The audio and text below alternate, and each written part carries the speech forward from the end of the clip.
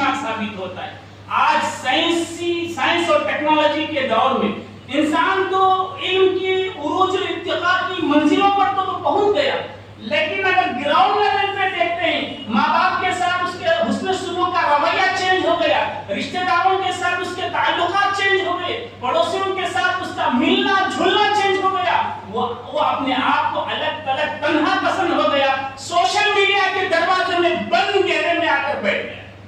آج اسے ماں باپ سے کچھ لینا دینا نہیں، رشتہ داروں سے کچھ لینا دینا نہیں، پڑوسیوں سے کچھ لینا دینا نہیں، بس اسے لینا دینا ہے تو سوشل میڈیا کے چار دیواری میں اپنے آپ کو بند کر قید کر رکھ دیا.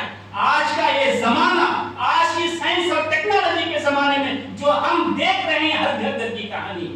یاد رکھیے ہمیں چاہیے کہ اپنے بچوں کو اور اپنے نوجوانوں کی اس بات کا علم دے. حقوق العباد ایک اہم ڈائریکشن ہے. بندوں کے حقوق کی اگر لاپرواہی کرتے ہیں تو اللہ کے پاس ہم کو جواب دینا ہوگا. یاد رکھیے پیارے نبی صلی اللہ علیہ وسلم سے دو تین باتیں بتاتا ہوں کہ پیارے نبی سے فرمایا گیا کہ سب سے پسندیدہ عمل کون سا ہے، سب سے افضل کام کون سا ہے.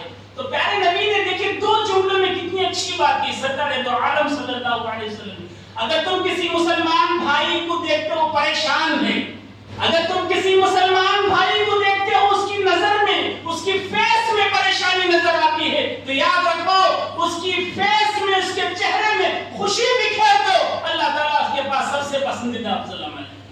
پیارے نبی نے دیکھیں کتنی اچھی بات